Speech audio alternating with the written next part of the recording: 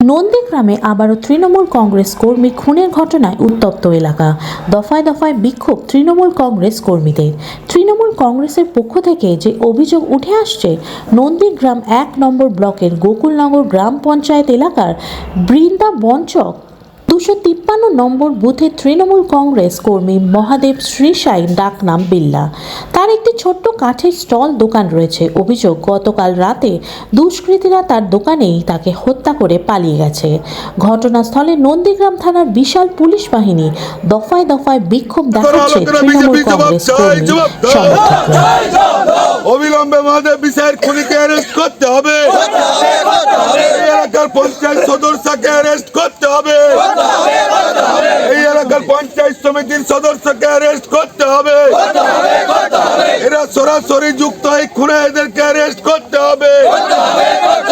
অবিলম্বে আসামি অ্যারেস্ট করা হয় না কেন? পুলিশ প্রশাসন জবাব চাই, জবাব দাও। অবিলম্বে অ্যারেস্ট করা হয়নি কেন? পুলিশ প্রশাসন জবাব চাই, জবাব দাও। দাদা, কি ঘটনা ঘটেছে? গোকুলনগরের দক্ষিণ বৃন্দাবন চকে বাড়ি আমাদের তৃণমূল কংগ্রেসের সক্রিয় কর্মী মহাদেব বিষয়।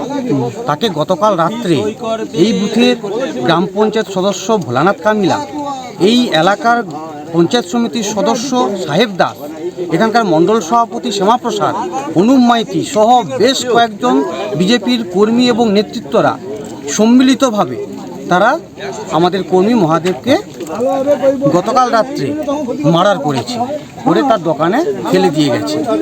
এই মহাদেবের উপরে গত 15 দিন আগেও হামলা হয়েছিল, আমরা পুলিশ প্রশাসনকে জানিয়েছিলাম, কিন্তু গতকাল শুভেন্দু অধিকারী নন্দীগ্রাম এসেছিলেন এবং আজকে তৃণমূল কংগ্রেস কর্মীকে মার্ডার করা হলো।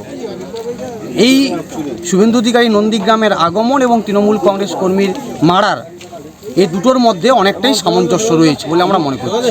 ওনারই উস্কানি এবং প্ররোচনাতে এই ঘটনাগুলো ঘটছে। বাপ্পাদিত্য নন্দীগ্রাম ১ নম্বর ব্লক তৃণমূল কংগ্রেস কর্মী সভাপতি।